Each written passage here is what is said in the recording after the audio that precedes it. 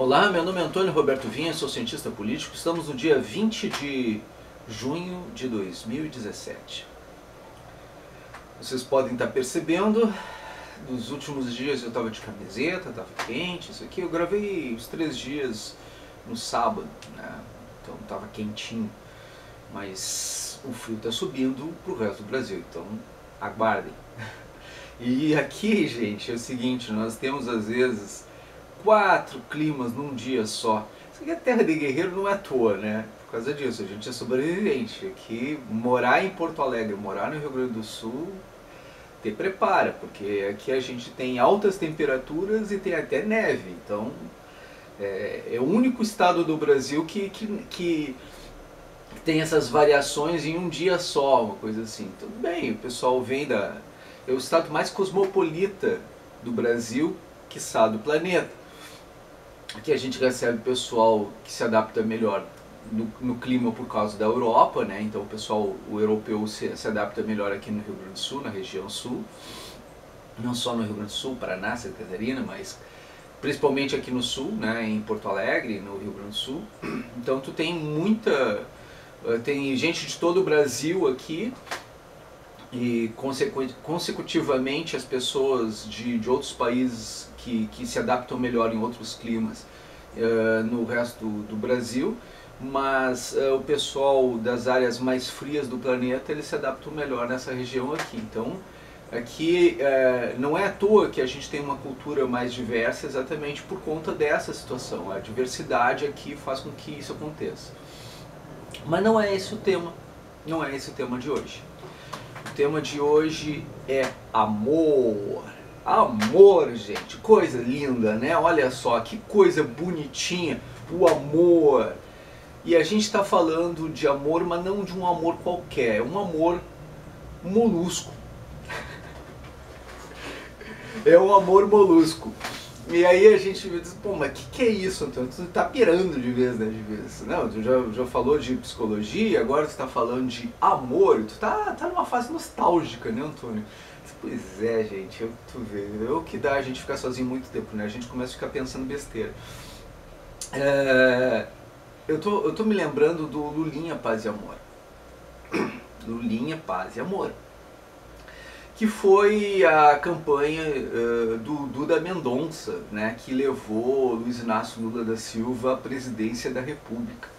Lula, antes disso, ele era candidato 24 horas por dia durante todos os dias que ele saiu ele já estava no sindicato dos metalúrgicos, né, no ABC Paulista. Eu sei que pouca gente sabe disso, pouca gente tem noção disso, mas existem os livros da Ação Católica Operária, ACO, tá? Que comprovam isso que eu vou falar agora.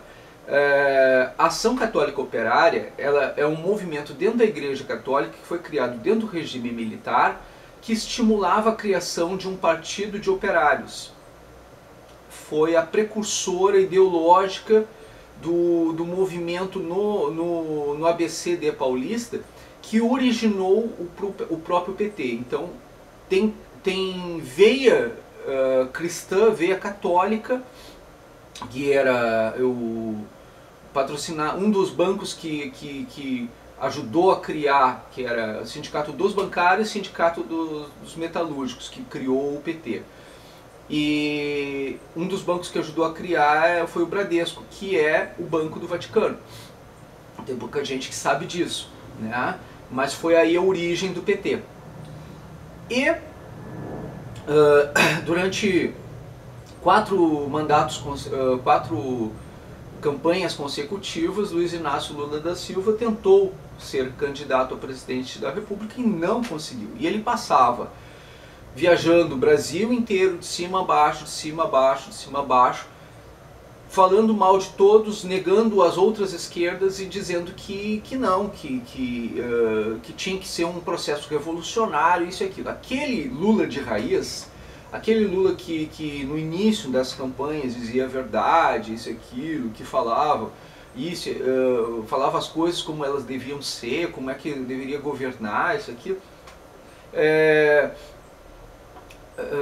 me lembro de uma frase do Fernando Henrique, que uma vez que ele tomou posse, ele disse assim: esqueçam tudo que eu escrevi ou tudo que eu falei.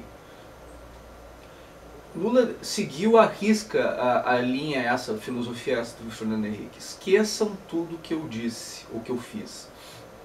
Como governante, né, ele pegou e desqualificou todo o discurso dos Lulas anteriores, das campanhas anteriores. E ele, o discurso que ele fez na última campanha, a quinta, que é para chegar à presidência da República, foi totalmente diferente. Era um discurso que mais se assemelhava àqueles que ele era oposição nas primeiras campanhas. Chegou no poder, não serviu nem aqueles que ele fez campanha naquela última vez, nem aqueles que ele fazia campanha anteriores. Não fez nada. Mas o discurso era Lulinha, paz e amor. Era um discurso de que ele não ia quebrar o país, que o Fernando Henrique montou junto com Itamar Franco para fazer o Plano Real. Ele prometeu, jurou de pé junto e acabou fazendo exatamente o contrário, né? Ele entregou, ele viveu às custas porque logo em seguida que Lula entrou, aconteceu o fenômeno. Esse fenômeno de sorte do PT é absurdo, né? Porque aqui em Porto Alegre, por exemplo, a primeira administração petista ocorreu logo após a Carta Constitucional de 1988, e até então os municípios não recebiam recursos de forma direta, eles recebiam de forma indireta. Eram governos do MDB e da Arena, e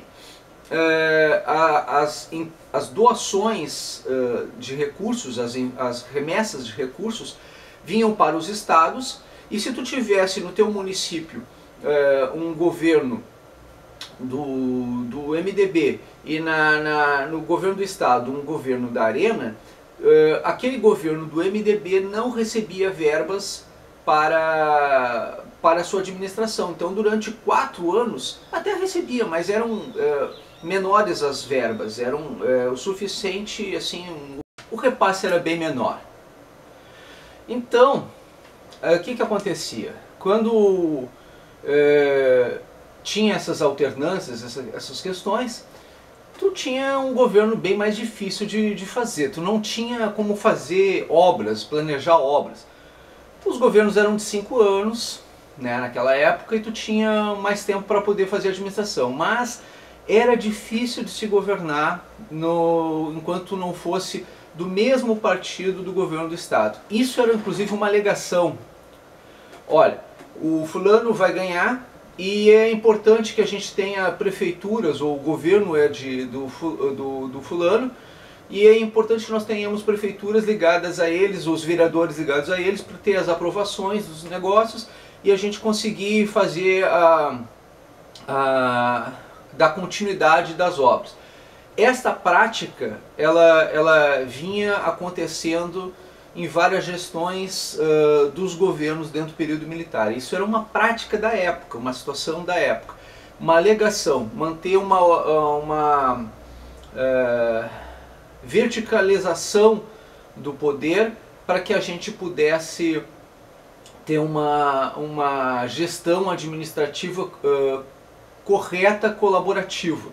Né? Era essa a proposta daquele período, do período do regime militar.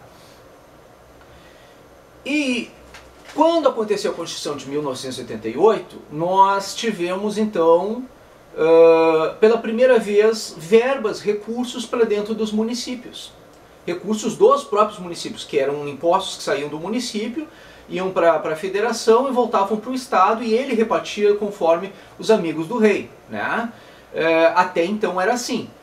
Agora, a partir de 1978, né, com a Constituição Cidadã, por que a Constituição Cidadã? Porque os municípios recebiam verbas. Pela primeira vez recebiam verbas. Foi a primeira vez, assim, tinham vários candidatos aqui em Porto Alegre, todos com chances iguais de serem prefeitos de Porto Alegre. E um era o azarão, não tinha chance nenhuma. Era um senhor chamado Olívio Dutra. E o pessoal, em voto de protesto, porque todos estavam se achando na última entrevista, resolveram votar, resolveram apoiar exatamente esse azarão. Todo mundo teve a mesma ideia, todo mundo teve a mesma percepção. E aí o que aconteceu? Eles pegaram e votaram no Olívio Dutra. E o Olívio Dutra ganhou, gente. Ganhou, na época não tinha reeleição, elegeu o vice elegeu o outro, e o outro elegeu o outro. Foram 4 governos consecutivos do PT. Foi a primeira vez que o PT ganhou uma capital no Brasil. Até então ele só ganhava pequenas cidades no interior. A Constituição de 88 fez a diferença para o PT aqui no Rio Grande do Sul. E dali para diante começou a acontecer uma situação bem interessante. Ficou a imagem de que o PT era um excelente governante, um excelente administrador público. Por quê? Porque na primeira administração o PT desenvolveu uma coisa chamada orçamento participativo, desenvolveu encontros internacionais, né? Desenvolveu uma série de projetos que fez acontecer através de uma primeira gestão, um primeiro modelo, que em princípio era algo que se tornaria viável para toda a administração de todos os estados, todos os municípios, em qualquer lugar do mundo, né? Seria viável aquele modelo. Só que na verdade era um modelo que estava disfarçado ali um projeto ideológico, né? E que não visava necessariamente ser concluído. Tanto que a partir do primeiro governo municipal de Porto Alegre, eles começaram a viver dos lucros da primeira gestão. Na primeira gestão fizeram bem feito, isso e aquilo, mas eles começaram a viver dos próprios lucros da sua própria primeira gestão. E não faziam mais a conclusão das obras. Inclusive desqualificavam as entidades que tinham CNPJ, que eram as associações comunitárias. Eles só viviam dos modelos administrativos de governo. Não viviam mais porque CNPJ, gente, obriga uma contrapartida, porque as associações todas, associações comunitárias, elas têm CNPJ. Então, quando tu faz um contrato de parceria entre uma associação comunitária e uma prefeitura, tu pode cobrar judicialmente uma postura que foi comprometida com a associação através de um acordo com o município. E tu pode responsabilizar também as lideranças daquela associação, criminalmente inclusive, né? E aí a partir desse momento tu tinha a questão da meritocracia. Já com os projetos administrativos de uma prefeitura, tu não tem como responsabilizar uma liderança especificamente e nem sequer o próprio projeto, né? Tu tem que responsabilizar a prefeitura. O que acontece? Tu acaba não encontrando o responsável. É este o filão de partidos como a Rede Sustentabilidade, o PT, o PCdoB, não é assim? Por quê? Porque eles, no projeto deles, eles descentralizam a responsabilidade e a culpa. Que é exatamente o que está acontecendo agora, que Lula diz, não é meu, não sei de quem é, mas não é meu. As coisas ficam espraiadas, como diria o próprio Olívio Dutra. E aí a responsabilidade acaba não sendo de ninguém. O Lulinha, Paz e Amor, entrou, chegou ao poder. Durante os 8 anos de mandato dele, a única coisa que ele fez foi fazer campanha, não fez mais nada além de campanha. E essas campanhas que ele fez para promover o seu primeiro governo, que na verdade era fruto do PSDB, que era fruto do Plano Real, criado não por Fernando Henrique Cardoso, mas por Itamar Franco. E foi no segundo governo desenvolvido, do Fernando Henrique, desenvolvido a base para solidificar o Plano Real. No outro governo, Lula foi eleito com o Pacto de Princeton, que foi realizado lá em Princeton para desenvolver as reformas trabalhistas, que foi para isso que ele chegou no poder, foi para isso que foi acordada a parceria Fernando Henrique e Lula, lá em Princeton. E quando ele chegou ao poder, ele traiu o Pacto de Princeton, traiu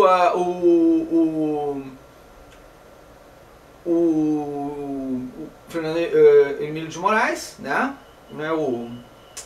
Não me lembro se foi ele, o que era vice dele, né? Que era do PP, e que já é falecido, não me lembro se foi esse. E aí ele chegou no poder e ficou administrando essa questão do primeiro governo, aí fez a reeleição. A partir da reeleição ele começou ele fez, outra coisa que ele fez no primeiro governo foi mudar o nome de todos os projetos sociais que existiam. Não eram mais os projetos do PSDB ou de governos anteriores. Aí ele ele encampou aqueles projetos de governos anteriores para negar a existência histórica de outros projetos. Então ele transformou aqueles projetos em projetos dele. E a partir dali ele começou a dizer que aqueles projetos tinham sido projetos do PT, isso, aquilo, não. Eles tinham sido criados antes, em outros governos, e apenas tinham sido modificados os nomes dos projetos. Bom, isso era uma técnica, um modelo de negação da história, que já estava sendo implantado desde aquele processo. Agora, depois de Dilma ter caído, depois de Lula ter entrado nas investigações, depois de todo esse processo, Lula volta ao discurso do primeiro Lula, das primeiras campanhas, negando a existência de todas as outras esquerdas, negando a existência sendo oposição a governos, dizendo que os governos são governos de direita que estão tirando os direitos do trabalhador e do povo brasileiro. E se dizendo que nunca o Brasil precisou tanto do PT quanto agora. Promovendo, incitando o caos, incitando a violência, incitando a guerra civil, incitando a discriminação, o ódio, a ojeriza, a xenofobia, tudo isso criando essas celeumas contra o próprio povo brasileiro, jogando um contra o outro para poder retornar ao poder. Não vai ser mais Lulinha, paz e amor, mas vai haver campanhas, paz e amor, sim, contra o PT e contra o modelo administrativo do PT. Porque na verdade, gente, olha só, o amor é revolucionário, destrói impérios.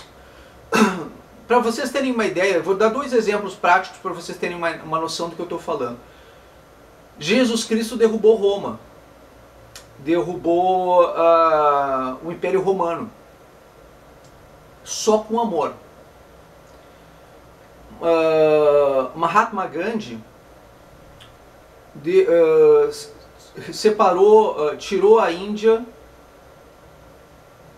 da Inglaterra, só com amor, com greve de fome, pedindo paz e pedindo amor. Gandhi e Cristo são exemplos de luta pela paz e pelo amor. Paz e amor. Luta. Não houve violência, não houve guerra, mas houve luta. Eu não peço para vocês, eu nunca pedi para irem para a guerra. Eu nunca pedi, eu pedi assim, já pedi muitas vezes para as pessoas terem o direito de se defender.